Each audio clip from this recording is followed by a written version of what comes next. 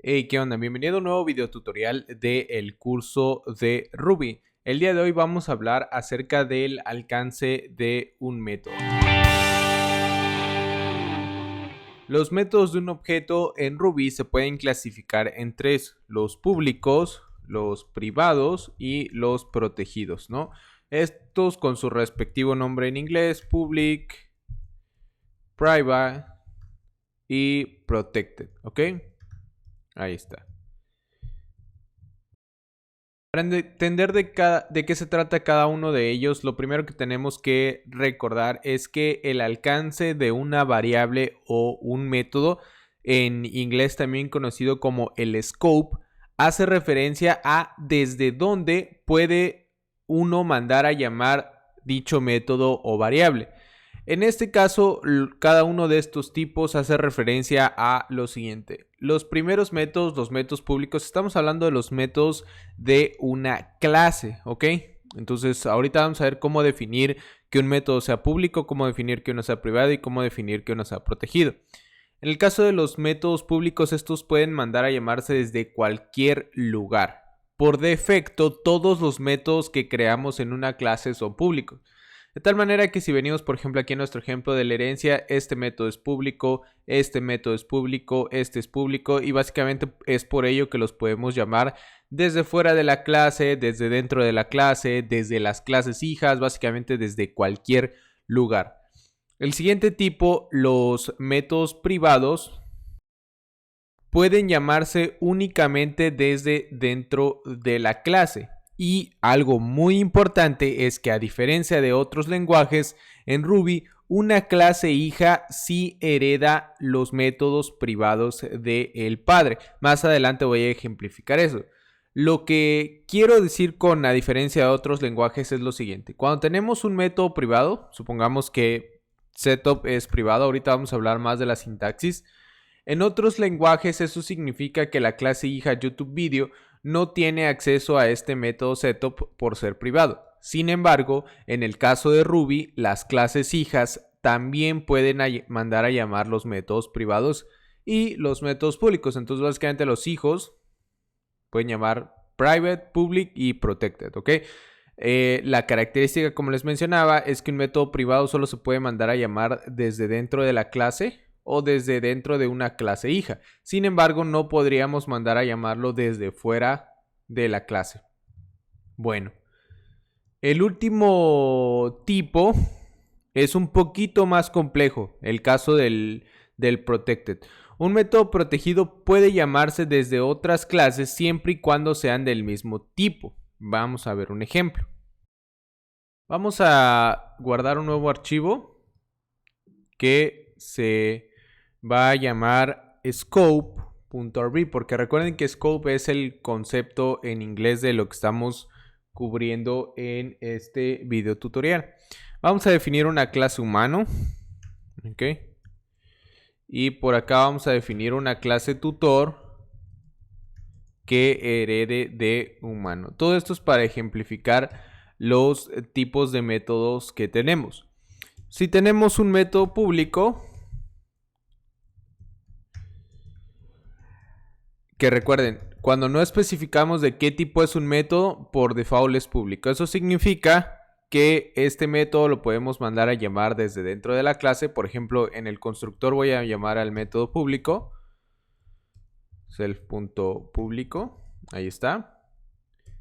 Entonces vamos a crear un nuevo objeto de la clase humano y vamos a ver que se va a mandar a llamar el método público sin ningún problema. Vamos aquí, Ruby scope.rb, ahí está.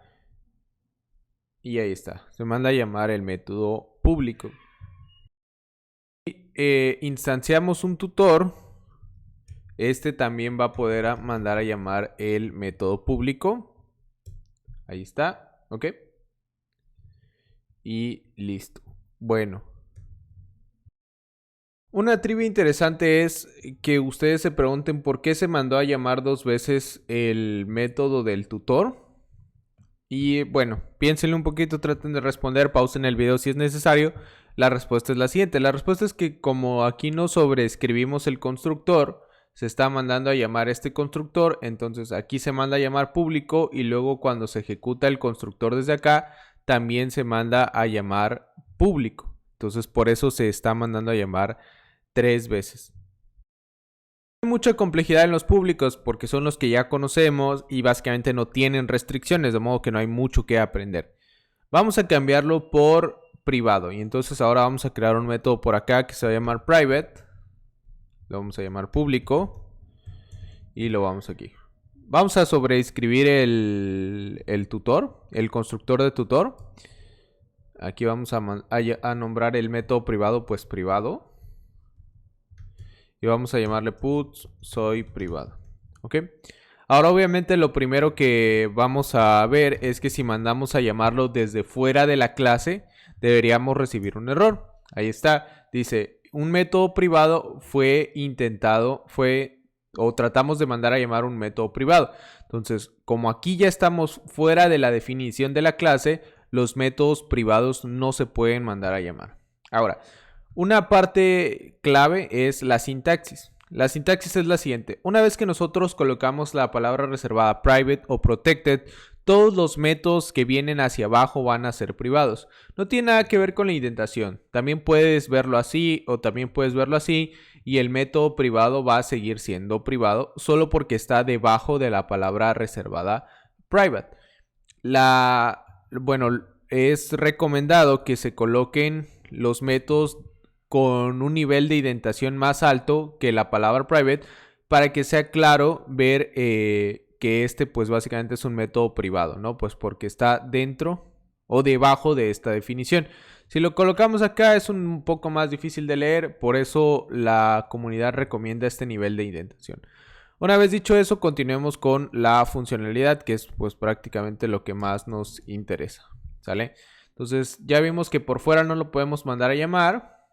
Por dentro no hay ningún problema. Dentro de la definición de la clase podríamos mandarlo a llamar. Ahí está. Dice, perdón, aquí es privado. Ahí está.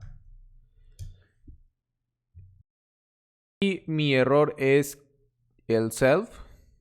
Ahí está. Y ahora sí. ¿Ok? Bueno, listo. Lo que les comentaba, que un diferenciador interesante de Ruby con el comportamiento de otros lenguajes es que las clases hijas también pueden mandar a llamar a los métodos privados. Ahí está, vamos a instanciar un nuevo tutor ahora. Y vemos que sin problemas puede llamar al método privado. Donde las cosas se ponen interesantes es con los métodos protegidos. Aquí vamos a definir los métodos, un método protegido, protected. No son muy comunes, eso hay que mencionarlo, pero existen y va a haber y tienen varios casos de uso, pero les digo, no son tan comunes. Entonces, aquí noten cómo tengo la palabra private, todo lo que está debajo es privado, hasta que se encuentra un nuevo cambio en la definición del alcance. Ahora, los que estén debajo de esta línea 14 van a dejar de ser privados y ahora van a ser protegidos, pues porque aquí se está especificando el cambio de scope a protegido. Vamos a imprimir puts soy protegido, ahí está. Y ahora vamos a hacer la prueba, ¿ok? Primero, la clase hija, claro que puede llamar al método protegido. Eso es algo que no hay ninguna diferencia con los métodos privados. Donde las cosas cambian es lo siguiente. Vamos a definir un alien que no hereda de un humano, pues porque no es un humano. Vamos a darle aquí initialize. Vamos a darle aquí. Dentro de tutor voy a instanciar un humano. ¿Ok? Ahí está. Y aquí abajo voy a mandar a llamar a otro humano. ¿Ok? Después vamos a crear un nuevo método que se va a llamar protegido. ¿Ok? Ahí está. Lo vamos a copiar también la parte de acá. Y vamos a hacer exactamente lo mismo. Inner.protegido.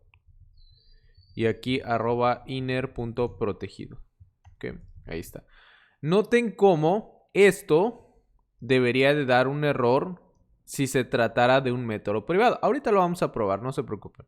Entonces tenemos al tutor y vamos a llamar a protegido. Tenemos el alien y vamos a llamar también a protegido, ¿ok? Es exactamente el mismo código. Vemos como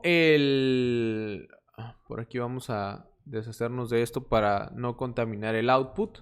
Vamos a volver a así, ok, ahí está. Ven como en el caso del tutor sí pudo llamar a protegido y en el caso del alien no lo pudo hacer. Y noten cómo el código es exactamente igual. Instanciamos un objeto y mandamos a llamar un método de ellos. Ahora intentemos en este mismo método mandar a llamar a un método privado. Y aquí en ambos casos falla, ¿ok? Entonces el privado solo se puede mandar a llamar a la clase, pero aquí podemos ver que el protegido a veces se puede llamar por fuera de la clase, como es el caso acá, y a veces no se puede llamar. ¿Qué es lo que distingue cuándo podemos llamar a un protegido y cuándo no? Y la respuesta es lo que les comentaba hace un momento.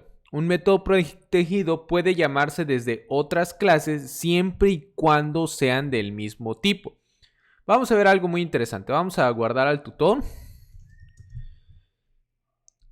Y vamos a guardar al alien por acá. ¿Ok? Ahora, vamos a hacer una pregunta. Vamos a imprimir puts tutor.isAhuman. ¿Ok? O es humano, perdón. Y vamos a preguntar si el alien es humano. Y vamos a ver las respectivas respuestas, ¿ok? En el primer caso devuelve true y en el segundo caso devuelve false. ¿Por qué el tutor sí es un objeto del tipo humano? Bueno, porque estamos heredando. ¿Por qué el alien es ¿por qué no es un objeto del tipo humano? Bueno, pues porque no tiene ninguna relación con la clase humano. Entonces, siempre y cuando isA devuelva verdadero, se puede mandar a llamar el método protegido ahí adentro. Si no, no se puede. Lo que eso en términos prácticos significa es que los métodos protegidos se pueden llamar desde fuera de la clase siempre y cuando estas sean clases hijas del punto en el que está definido el método protegido. Es un poquito confuso, les digo, no son tan comunes los métodos protected, pero pueden existir, pueden preguntártelo y es muy interesante saber que así funcionan. Funcionan un poquito, ambos protected y private funcionan un poquito diferente que en otros lenguajes, pero pues tú ya lo sabes después de este video. No olvides que puedes dejar tus dudas en la sección de comentarios. Nos vemos en el siguiente video.